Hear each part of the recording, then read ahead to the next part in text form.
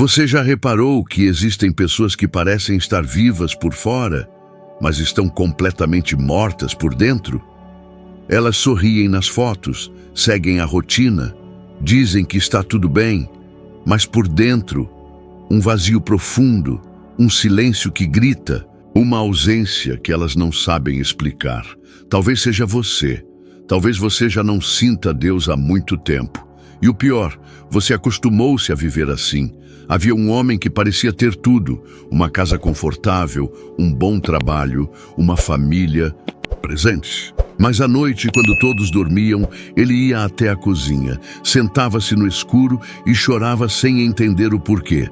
Não era depressão, não era crise no casamento, era algo mais profundo. Era a alma, seca, esquecida, sedenta por Deus. Ele já tinha frequentado igrejas, já tinha conhecido versículos, já tinha orado no passado, mas com o tempo, tudo foi se apagando.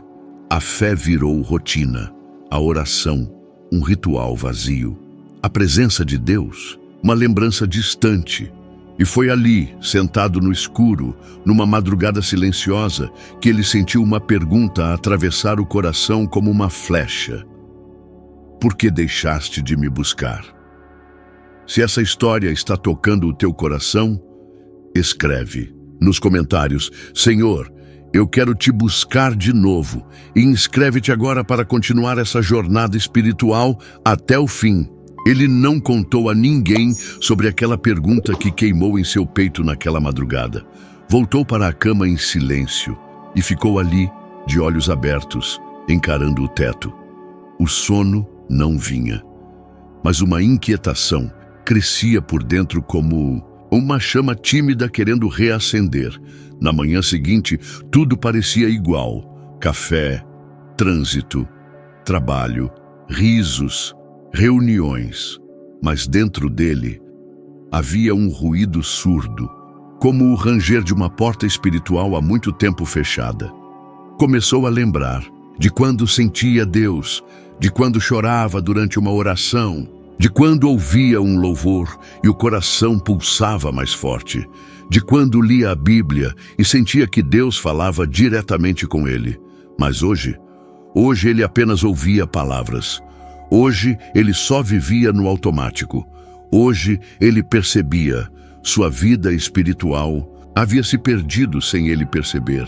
E esse é o maior perigo. Não é quando você se revolta contra Deus, é quando você se esquece dele. É quando a oração deixa de doer, quando a ausência dele já não incomoda mais. Se alguém não permanece em mim, será como o ramo que é lançado fora e seca. João 15:6. E naquele instante ele entendeu, estava seco, estava desconectado, estava se perdendo e nem tinha notado. Se em algum momento da tua vida já sentiste essa distância de Deus, comenta: eu quero voltar para ti, Senhor, e partilha este vídeo com alguém que também precise reencontrar a presença de Deus. Não guardes isso só para ti. Naquela noite, ele não tentou fingir força. Apagou as luzes da casa, sentou-se novamente no chão da cozinha, como na noite anterior, e desta vez não disse uma palavra. Apenas olhou para o teto, o coração apertado, os olhos marejados, mas nenhuma frase saía. Como orar, se já nem sabia mais como começar? A verdade é que havia esquecido como falar com Deus, e o silêncio parecia gritar mais alto do que qualquer clamor. Mas mesmo no silêncio, o céu ouve. Também o Espírito, semelhantemente, nos assiste em nossa fraqueza. Porque não sabemos orar como convém, mas o próprio Espírito intercede por nós com gemidos inexprimíveis. Romanos 8:26. E foi nesse momento, no mais profundo esvaziamento de si, que algo diferente aconteceu. Não foi um milagre visível, não foi uma luz no céu, foi um toque invisível, um calor no peito, uma lembrança suave de que ele ainda era filho, que Deus nunca o havia abandonado, e que o simples fato de estar ali, ajoelhado, tentando, já era uma oração. Ele não pediu cura, não pediu bênçãos, ele apenas chorou. E aquele choro foi recebido como incenso no altar celestial. Foi a primeira oração verdadeira em anos. Não teve palavras, mas teve entrega.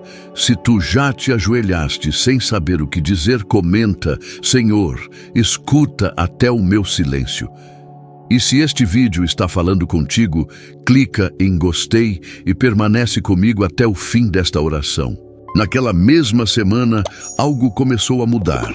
Não no mundo exterior. Nada no trabalho mudou. Nenhum problema familiar desapareceu. Mas dentro dele, uma presença começou a habitar novamente. Discreta, suave, constante. Ele percebeu isso quando, no meio do trânsito, sem motivo algum, seus olhos encheram-se de lágrimas. Lágrimas de quem percebe que Deus nunca saiu dali. Quem se afasta somos nós. Ele fica, ele espera, ele chama. E o mais surpreendente é que Deus não grita, ele sussurra. E por isso precisamos calar o mundo para ouvi-lo. Foi nesse silêncio redescoberto que ele começou a ouvir novamente.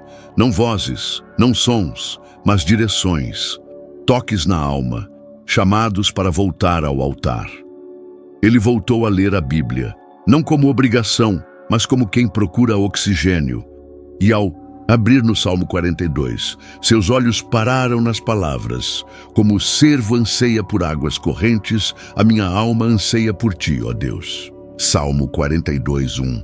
Ele compreendeu que todo aquele sofrimento, o vazio, o choro, a angústia, não era apenas tristeza, era sede, sede de Deus. E o que antes era dor, agora começava a se tornar oração. Uma oração sem fórmulas, sem religiosidade. Apenas presença. Se tua alma também tem sede, escreve nos comentários: eu tenho sede de ti, Senhor. E envia este vídeo para alguém que esteja espiritualmente seco. Talvez essa pessoa precise exatamente disso agora. Ele começou a acordar sem despertador às 3h17. Não era coincidência. Era como se algo o chamasse. Um sussurro que não vinha do lado de fora, mas de dentro. Na primeira madrugada, resistiu. Na segunda, abriu os olhos e ficou deitado. Na terceira, levantou-se, silenciosamente. Foi até o mesmo lugar onde antes havia chorado. Ajoelhou-se e, dessa vez, orou em voz baixa. Frases curtas, palavras quebradas, mas a alma viva. E naquela madrugada ele percebeu: a oração é o lugar onde a alma respira, onde a dor se dissolve, onde o coração se alinha ao céu, onde a escuridão perde força. Naquelas madrugadas, ele não pedia mais bênçãos, pedia a presença. Não clamava por soluções, clamava por profundidade. E quanto mais orava, mais sentia que estava voltando ao lugar de onde nunca deveria ter saído.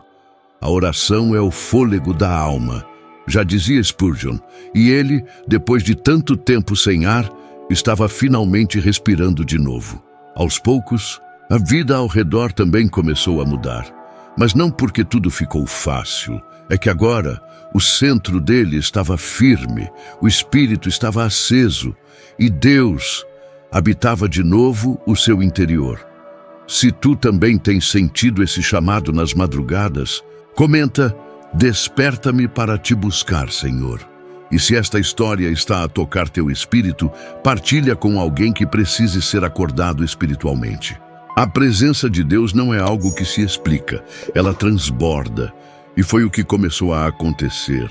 A esposa percebeu que algo nele tinha mudado. Os filhos começaram a se aproximar mais. Até mesmo colegas de trabalho diziam: você está diferente, mais calmo, mais em paz. Ele apenas sorria, mas por dentro sabia. A oração tinha feito morada, e foi num desses dias comuns, no meio de um supermercado lotado, que ele sentiu o impulso de fazer algo impensável. Parou diante de um homem que chorava discretamente perto da fila e disse: posso orar por ti? O homem não reagiu, apenas assentiu com a cabeça. Ali, entre prateleiras de produtos e anúncios de ofertas, o céu tocou a terra, porque a oração verdadeira, aquela que nasce do espírito quebrantado, não tem lugar certo. Ela é viva, ela é resposta, ela é bálsamo para quem sofre. Foi naquele dia que ele entendeu. Deus não o restaurou apenas para ele voltar a respirar.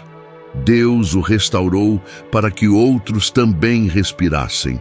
E restaurar-te-ei os anos que foram consumidos.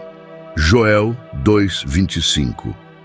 Não importa quantos anos tua vida espiritual esteve seca, basta um reencontro, uma madrugada, um sim, e tudo muda. Se acreditas que Deus pode restaurar tudo na tua vida espiritual, comenta agora: restaura-me, Senhor. E envia este vídeo para uma alma que está à beira de desistir. Hoje pode ser o começo da volta. Agora, ele já não esperava as madrugadas chegarem. Ele as desejava. Era como se o espírito despertasse antes do corpo. A oração deixara de ser um grito de socorro. Tornara-se o lugar de habitação de Deus. Cada palavra dita no secreto carregava peso eterno. Cada silêncio diante de Deus era preenchido com paz. A alma, que antes chorava sozinha, agora ardia em fé. E então, ele compreendeu algo que mudou tudo. A vida espiritual não é algo opcional. Ela é o centro de tudo. Sem ela, tudo desmorona. Por dentro, em silêncio. Por fora, as pessoas podem até ver sucesso, mas só Deus vê o interior.